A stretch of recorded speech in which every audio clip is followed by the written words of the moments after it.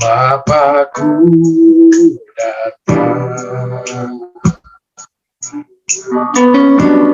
menyembahmu sini, ku percayakan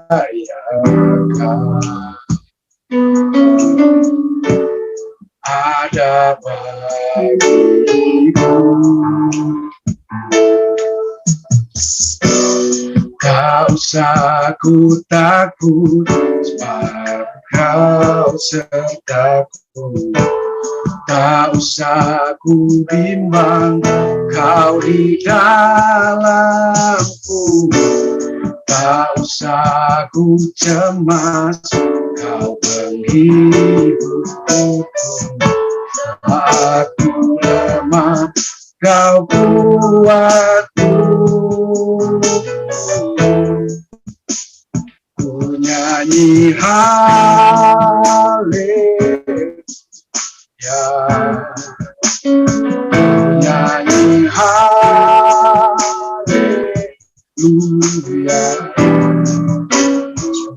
Kau hebat, kau perkasa,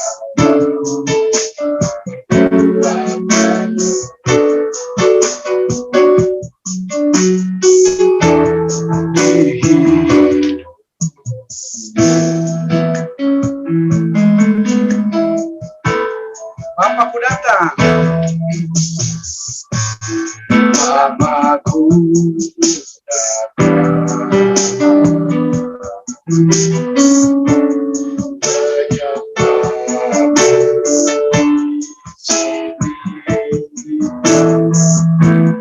ku percayakan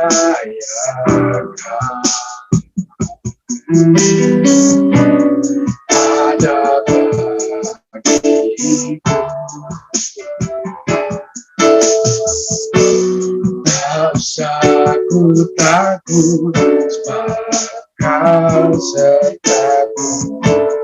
Tak usah ku bimbang, kau di dalamku. Tak usah ku cemas, kau penghibur. Aku lemah, kau kuatku. Ku nyanyi haleluya, ku nyanyi haleluya.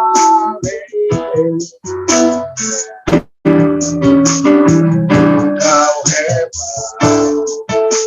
ajaib perkasa, berkuasa. Ku nyanyi haleluya, ku nyanyi haleluya,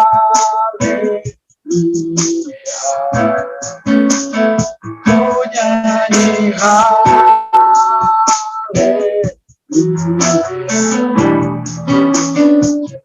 Kau hebat, ajaib perkasa,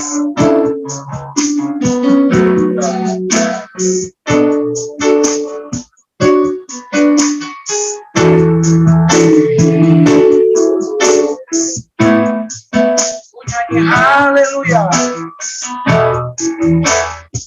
ku nyanyi haleluya,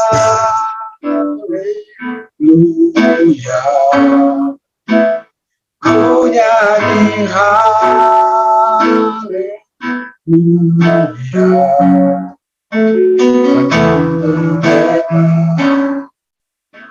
Ajaib perkasa, berbuat di hidupku, di hidupku.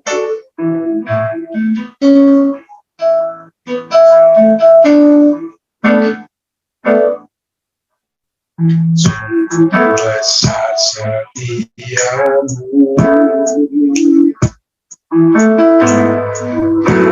bagi sepanjang hidup.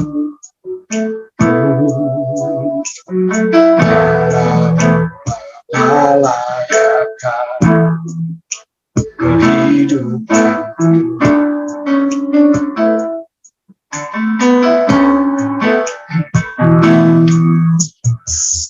Tiada yang bisa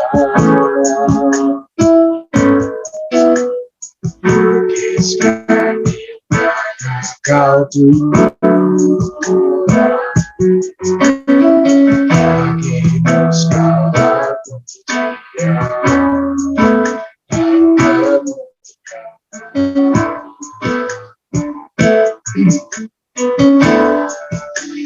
Ku tinggikan Engkau Tuhan, melebihi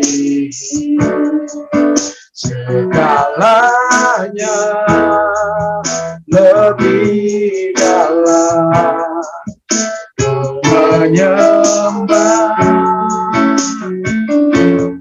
dalam roh dan kebenaran selamanya.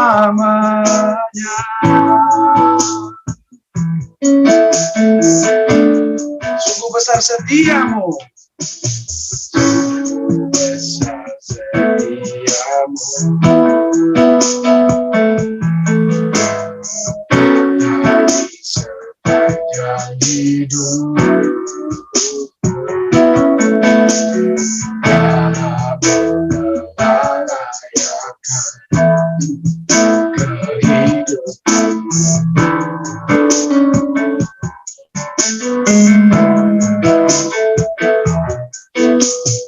Tiada kata yang bisa indahnya kau Tuhan. Bagimu segala pujian dan kemuliaan. Ku tinggikan Engkau Tuhan, melebihi segalanya, lebih dalam menyembah dalam roh dan kebenaran. Ku tinggikan Engkau Tuhan, melebihi segalanya, lebih dalam menyembah dalam roh dan kebenaran selamanya. Ku tinggikan Engkau Tuhan, ku tinggikan Engkau Tuhan, melebihi segalanya, lebih dalam menyembah dalam roh dan kebenaran. Ku tinggikan Engkau Tuhan, melebihi segalanya, lebih dalam menyembah dalam roh dan kebenaran selamanya.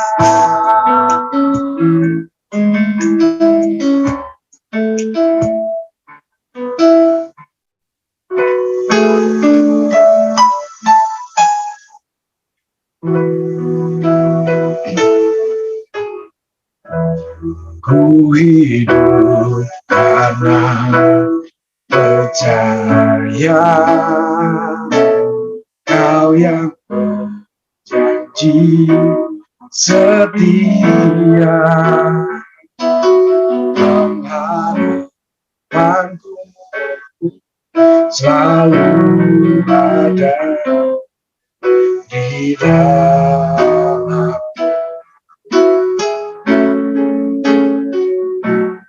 Ku tidak akan menyerah meski dalam kesesakan.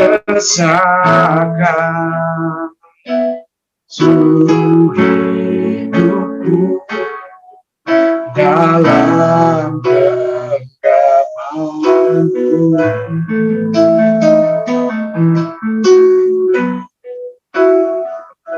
Aku punya Tuhan yang besar, yang telah berjanji dan sanggup menggenapi imanku, bersepakat percaya bahasanya. Ku terima sekarang kemenangan darimu.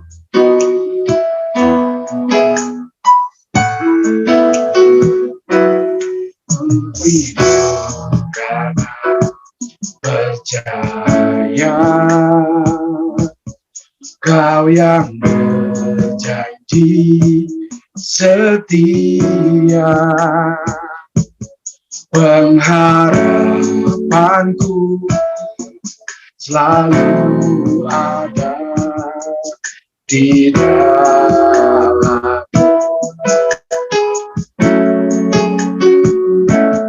Ku tidak akan menyerah meski dalam kesesakan.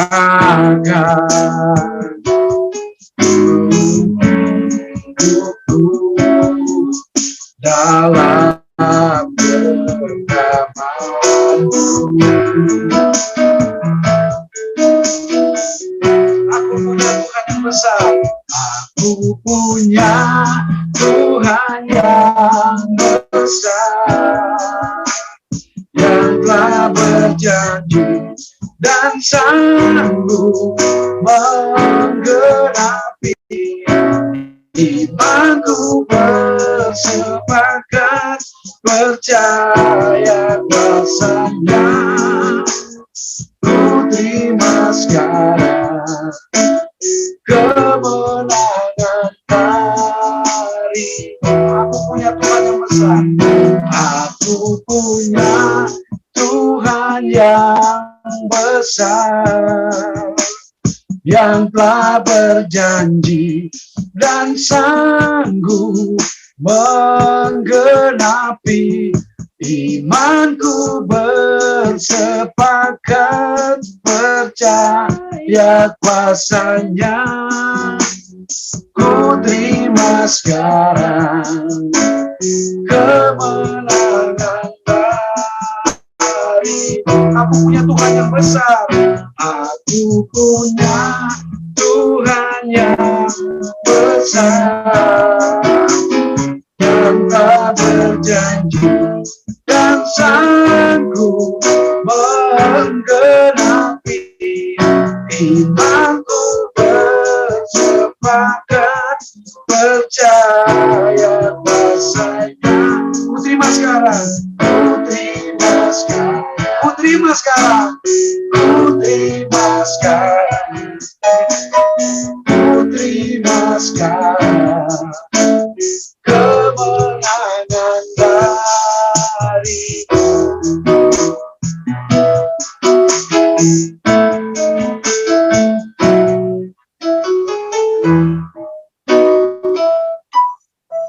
Diserahkan kepada Bapak Pendeta lanjutkan firman Tuhan.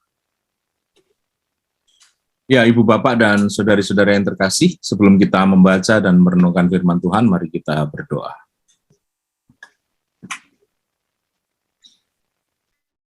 Ya Allah yang baik, kami bersyukur atas kesempatan kami bertemu di tengah segala keterbatasan. Kami meyakini Engkau hadir di dalam kehidupan kami. Dan saat ini kami rindu untuk berjumpa dengan Allah melalui perenungan sabda Tuhan. Hadirlah dan kiranya perenungan sabda Tuhan meneguhkan kami untuk terus bisa berani berjalan ke depan dan melihat pengharapan. Di dalam seluruh kelemahan kami memohon kiranya Roh Kudus hadir, memberi terang dan hikmat, agar kami mengerti sabda Tuhan dan dimampukan untuk melakukan dalam kehidupan. Bersabdalah Tuhan, kami mendengarkan. Di dalam nama Yesus Kristus kami memohon pertolongan Roh Kudus. Amin. Saya akan share screen.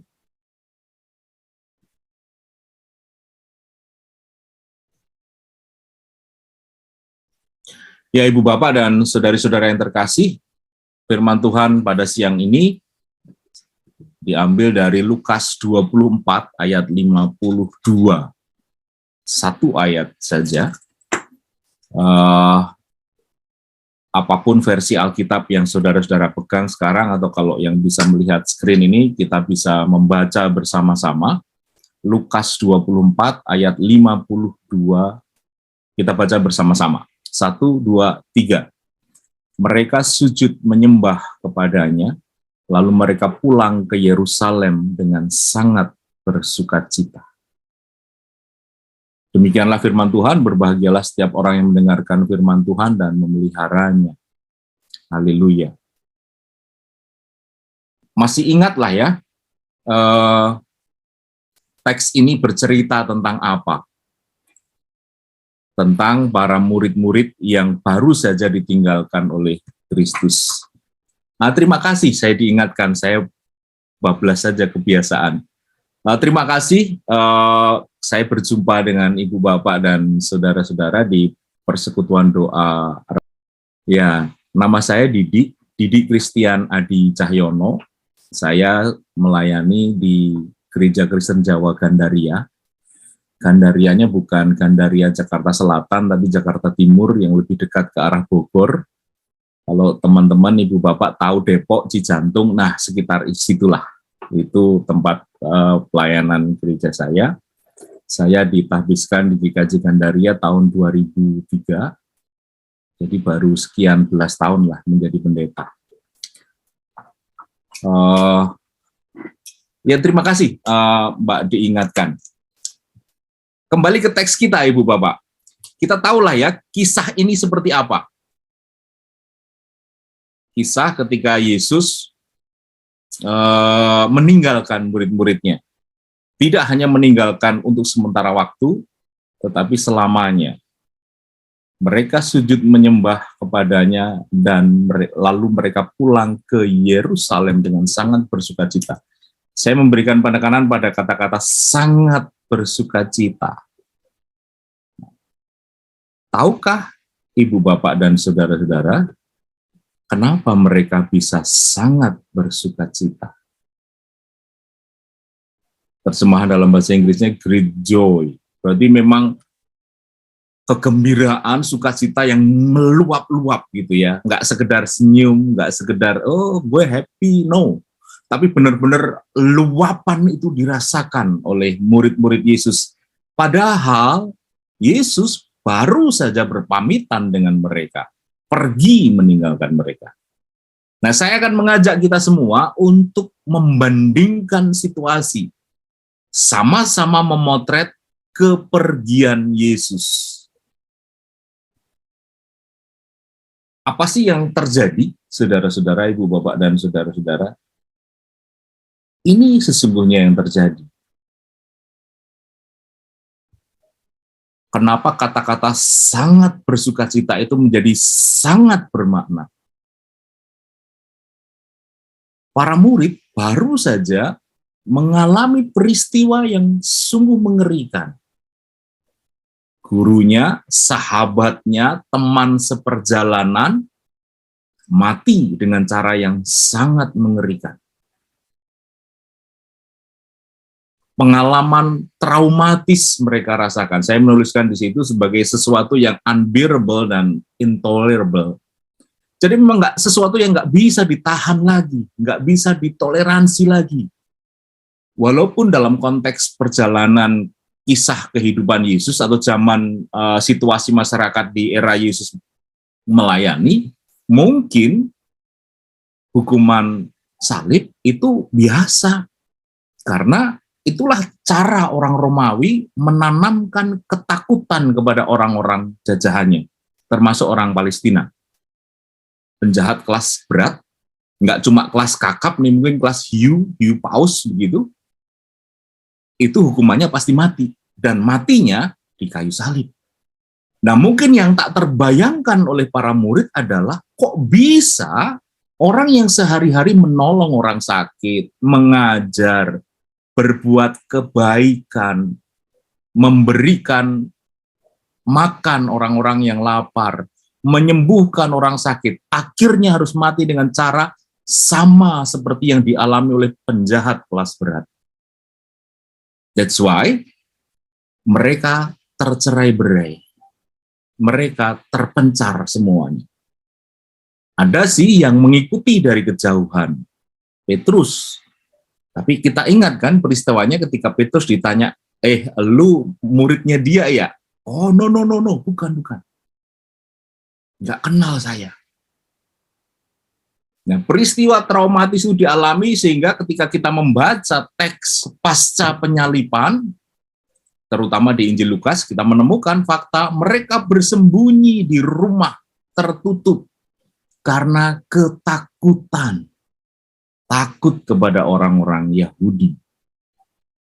Mungkin akan di-sweeping, ini muridnya Yesus yang kemarin digantung, oke, kita hajar saja. Mungkin bayangan mereka seperti itu. Akhirnya mereka ketakutan. Nah, yang menarik Ibu Bapak dan saudara-saudara yang terkasih di dalam Kristus, mundur lagi ke belakang. Sebelum peristiwa penyaliban, para murid bersama-sama dengan Yesus 3 tahun. Yesus hidup bersama-sama dengan murid-murid. Hidup bersama, tidur bersama, jalan bersama, makan bersama, doing everything together. Dan saya yakin ada banyak pengajaran-pengajaran yang diberikan Yesus pada para murid. Termasuk janjinya ketika Yesus sebelum mati, dia beberapa kali memberitakan bahwa anak manusia akan menderita. Dia akan dibunuh. Tapi 3 hari lagi dia akan bangkit. Bacalah Alkitab saudara-saudara. Kita akan menemukan paling tidak 3 kali Yesus mengatakan hal yang sama. Memperingatkan para murid. Akan tiba saatnya gurumu ini mati. Tapi jangan takut. 3 hari lagi bangkit. Tapi ketika peristiwa traumatis itu terjadi, guru mereka dibunuh dengan cara yang mengerikan, mereka lupa semuanya. Ketakutan, dan biasanya kalau orang takut itu kan ngumpul bareng-bareng dengan orang takut dengan harapan supaya rasa ketakutannya sedikit dihilangkan. Berkumpul bareng-bareng dengan orang takut.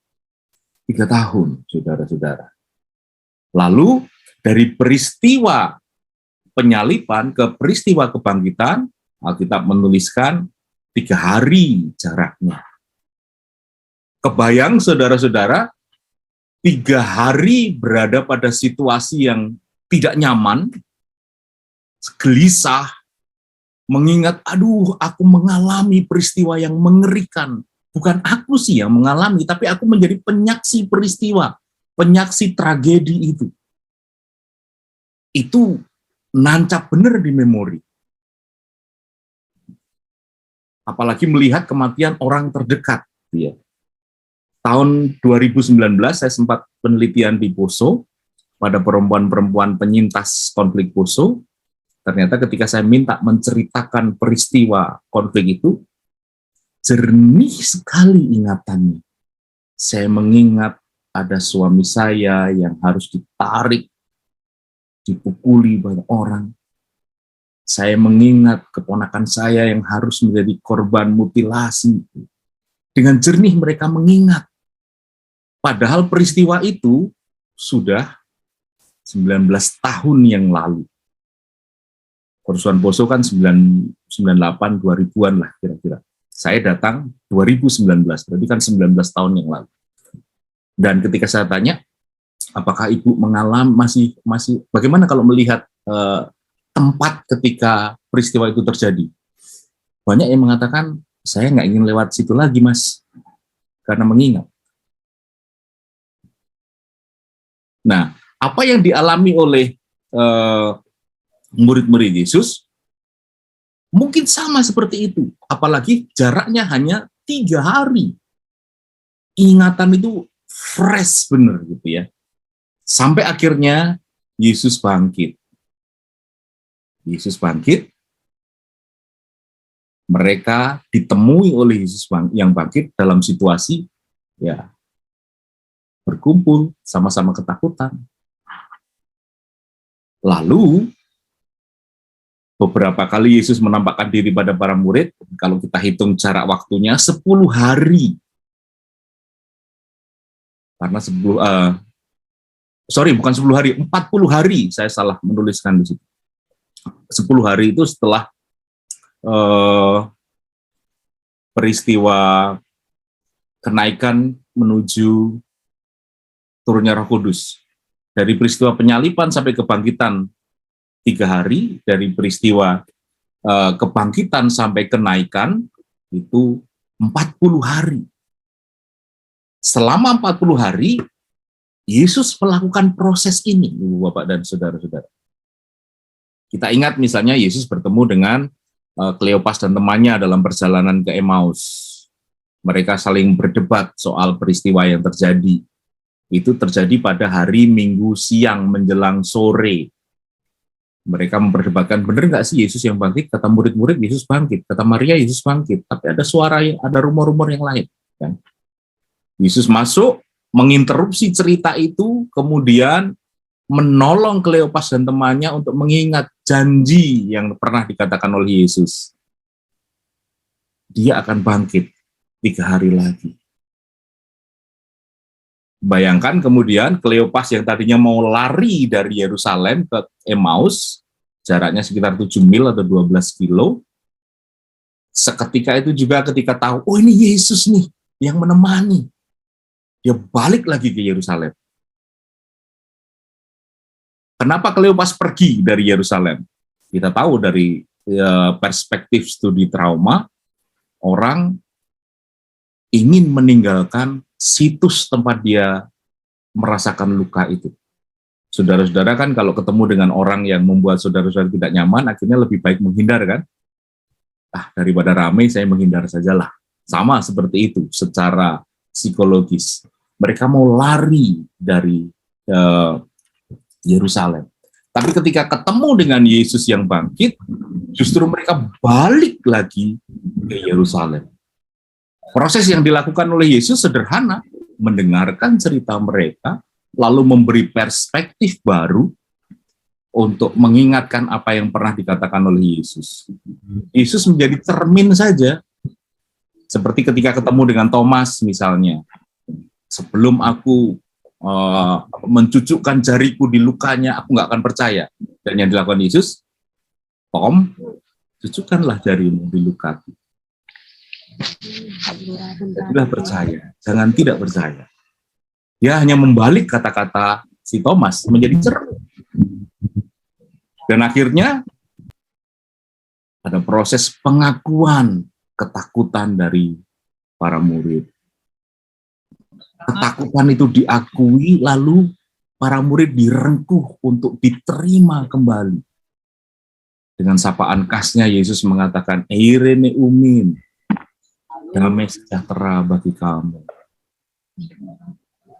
Lalu, Ibu, Bapak, dan Saudara-saudara,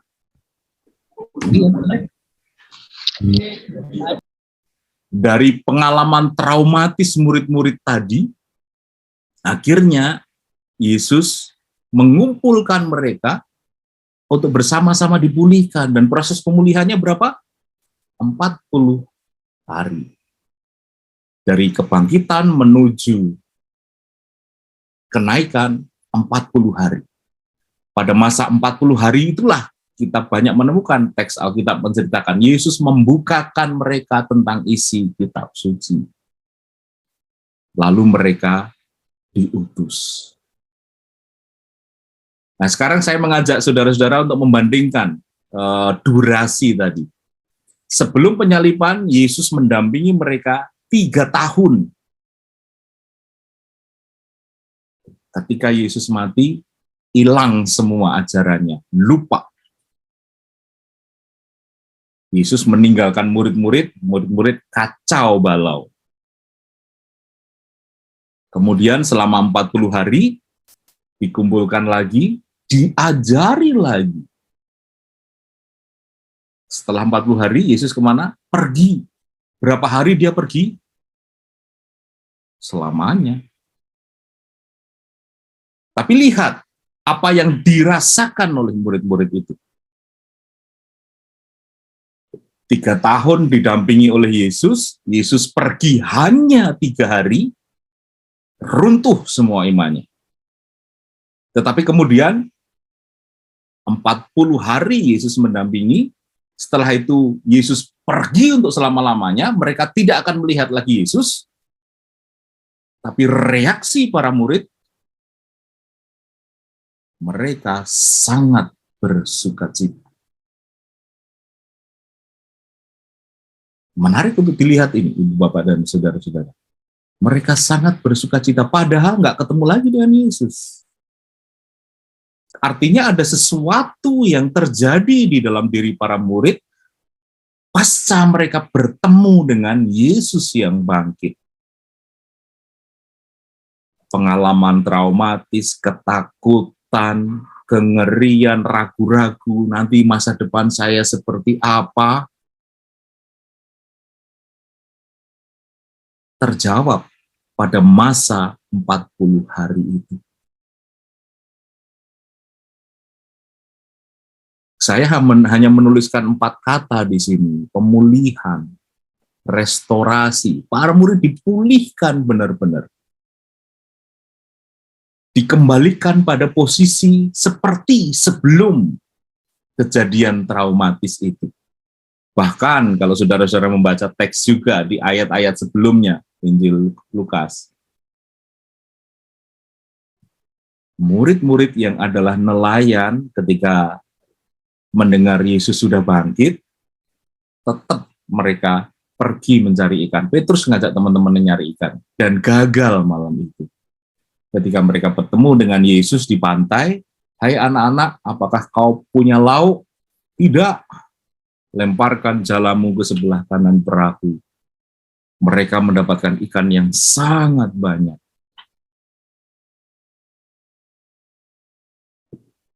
Dipulihkan, dikembalikan seperti keadaan semula.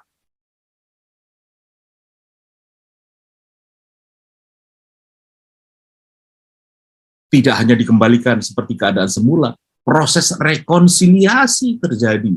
Ini khas sekali Injil Yohanes misalnya kalau saudara-saudara membaca. Petrus ditanya oleh Yesus 3 kali, "Hai Simon, anak Yohanes, apakah kau mengasihi aku melebihi yang lain?" Yesus berekonsiliasi dengan Petrus, karena dia tahu Petrus sangat menyesali ketika ditanya, "Apakah kau murid orang itu?" Dia menjawab, "Tidak." Dia menyangkal Yesus 3 kali. Yang ditulis di situ hanya Petrus. Kisah murid-murid yang lain kita nggak pernah tahu. Tapi yang jelas tercerai-berai. 40 hari Yesus mendampingi mereka melakukan semacam katekisasi atau pengajaran agama Kristen kilat gitu kira-kira. Lalu mereka diberi tugas. Apa tugasnya? Mewartakan berita tentang pertobatan dan pengampunan. Jadi kalau dilihat grafiknya, Ibu, Bapak, dan saudara-saudara, situasi dan kondisinya para murid adalah sebelum peristiwa penyaliban, mungkin biasa saja di grade bawah gitu ya. Lalu pasca penyaliban runtuh mereka. Dari awalnya di sini sampai kemudian turun lagi. Tapi kemudian prosesnya pemulihan, restorasi, rekonsiliasi, dan akhirnya pemberdayaan, mereka naik lagi. Bahkan lebih tinggi dari situasi sebelum penyaliban. Inilah yang saya sebut sebagai pemberdayaan. Yesus yang bangkit memberdayakan para murid menjadi versi terbaik mereka. Memang belum diutus benar-benar, karena pengutusan itu baru terjadi nanti setelah mereka dikaruniai Roh Kudus. Dan setelah peristiwa dikaruniai Roh Kudus, kemana para murid? Bubar, tercerai-berai. Tapi tercerai-berainya tidak dalam kondisi takut, trauma, kalut, dan gentar. Tetapi dengan iman yang kokoh dan teguh, aku memberitakan Kristus yang mati dan bangkit ke penjuru dunia. Mulai dari Yerusalem, Yudea, Samaria, sampai ke ujung bumi. Bahkan menyentuh orang-orang yang saat itu dianggap kafir, orang-orang di luar Yahudi. Nah, itu sebabnya Ibu, Bapak, dan Saudara-saudara, hari ini saya memberi tema renungan ini adalah Beyond Healing. Karena yang dilakukan Kristus melampaui pemulihan. Ngomong-ngomong, kalau kita ngomong healing, jangan dibayangkan liburan, jangan dibayangkan pelesiran, karena sekarang anak-anak zaman sekarang kan, healing kemana nih?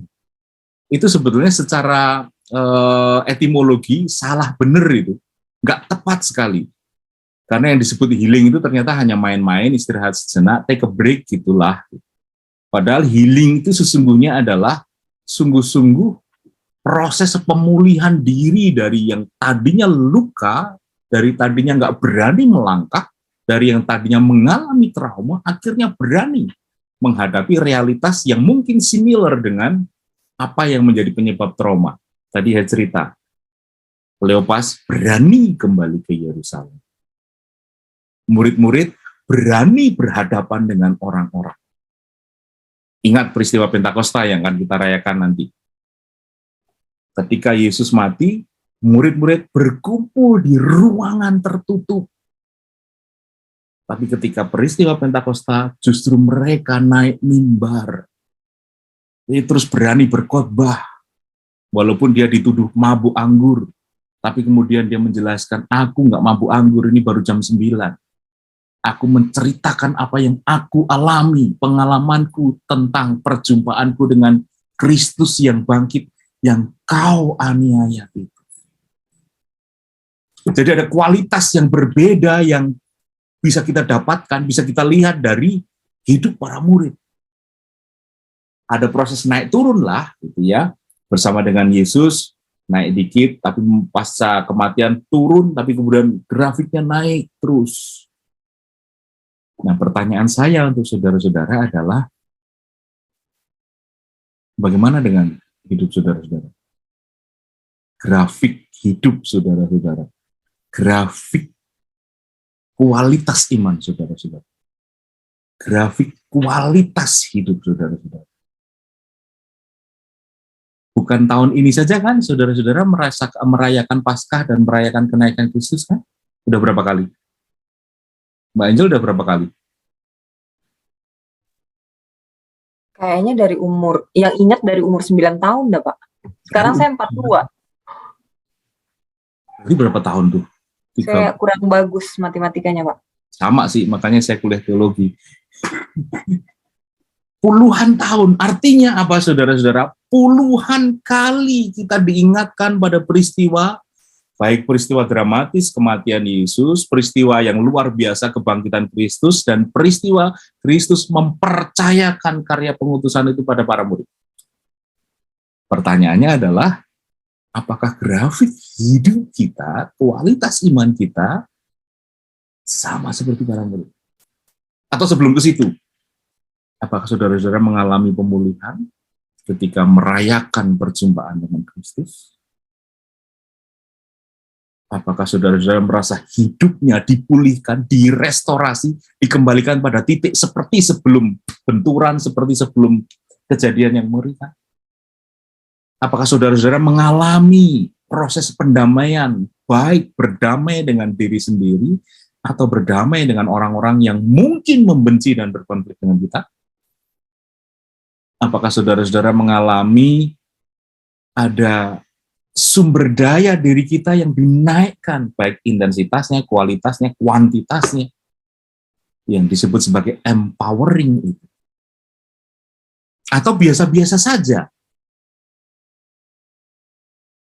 Ya kalau misalnya biasa-biasa saja, ya saya nggak tahu, saya tidak berani ngomong apa-apa, karena itu hidup saudara-saudara. Tetapi harapan saya adalah satu ayat sederhana ini mengajak kita untuk melihat bahwa kita udah berkali-kali loh merasakan perjumpaan dengan Kristus yang bangkit, yang akhirnya naik ke surga. Seharusnya kita juga berkali-kali dipulihkan, berkali-kali direstorasi, berkali-kali didamaikan, berkali-kali diberdayakan. Sehingga seharusnya hari demi hari, waktu demi waktu yang kita jalani, hidup kita getting better, and better. Mungkin belum sampai pada best, karena biasanya kan the best is yet to come gitu kan. Tapi prosesnya akan terus naik. Pertanyaan saya, bagaimana dengan hidup saudara-saudara?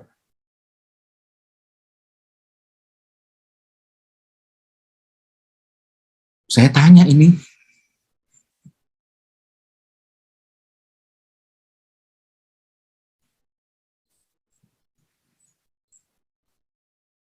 What about you? How about your life?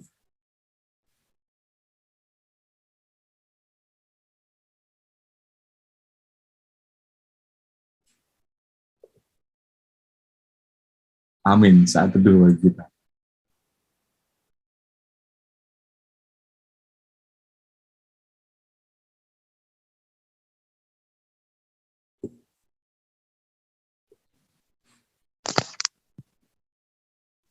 Ya, Bapak, Ibu, dan saudara-saudara, apakah ada yang mau ditanyakan?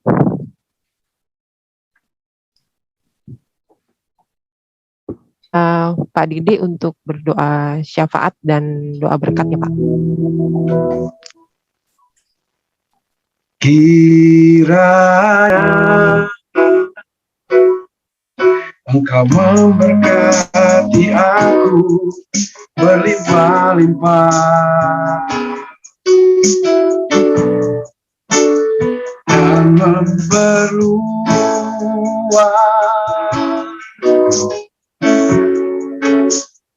daerahku,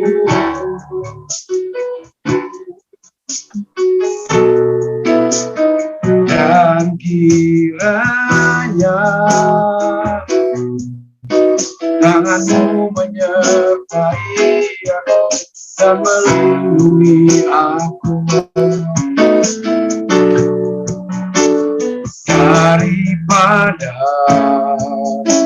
malapetaka, sehingga kesakitan tidak menimpa aku. Amin.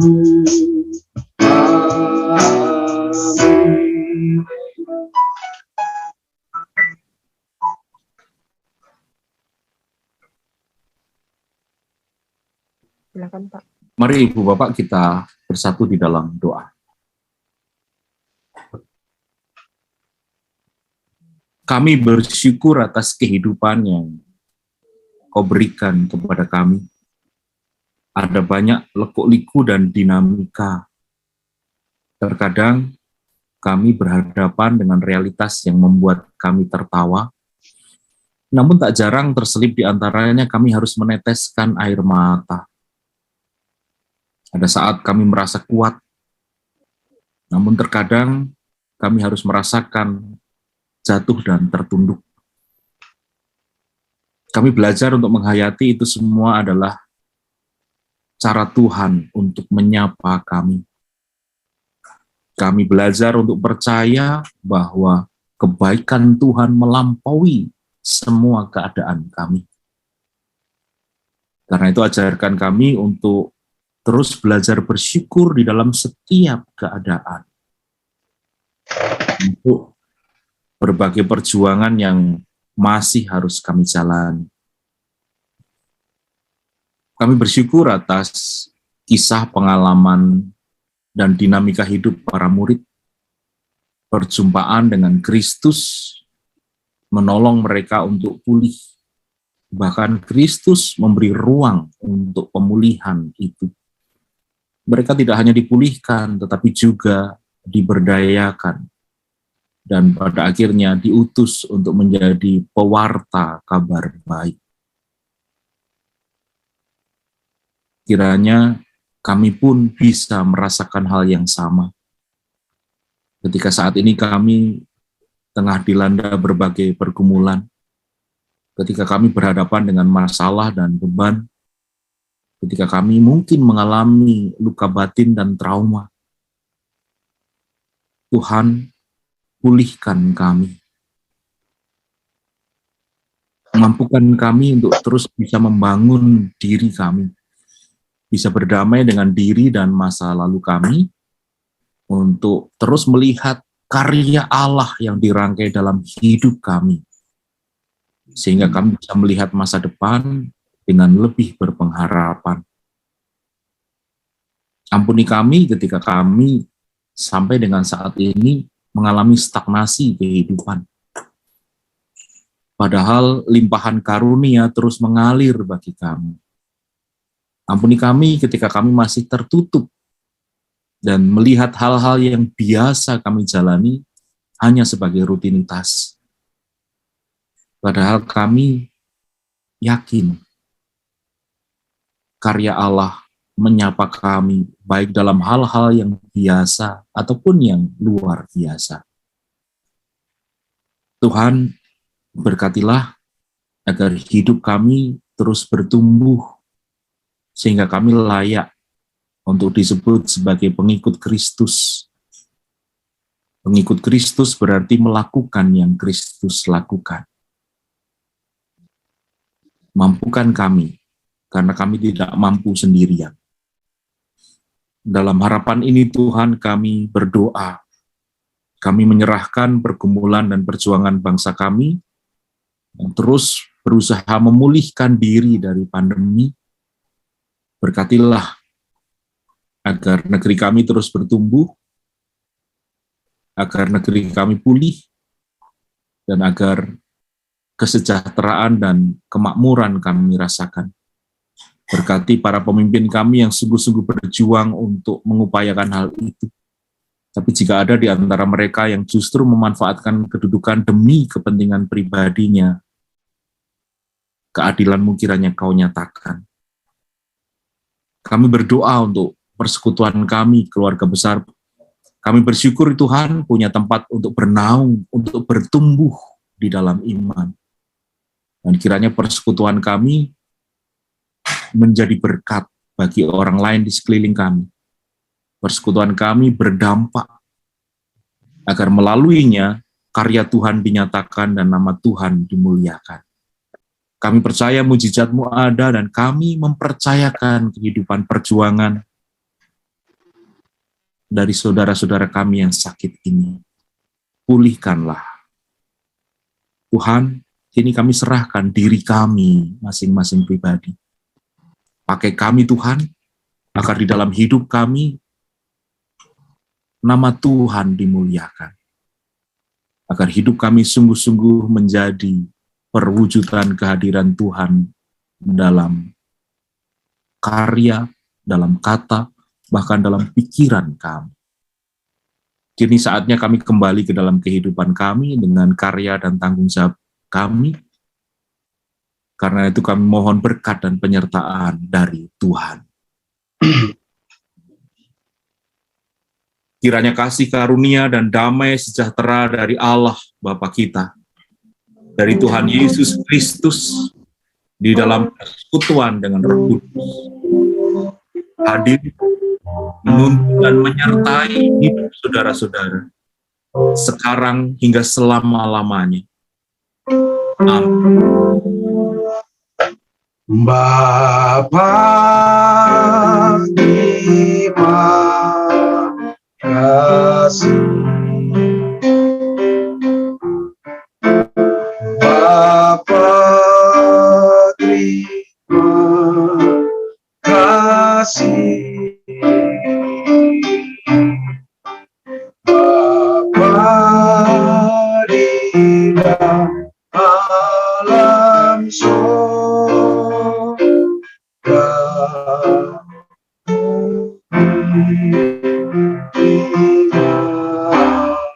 kasih.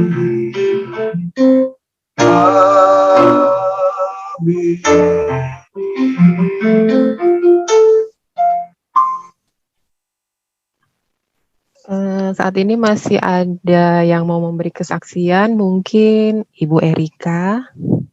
Terima kasih loh sudah hadir hari ini.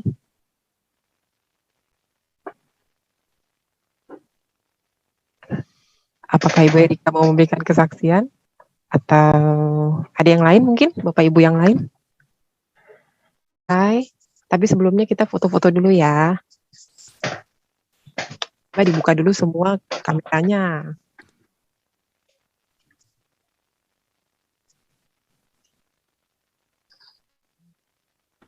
Satu, dua, tiga.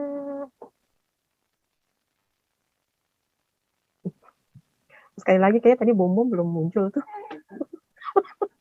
Satu, dua, tiga.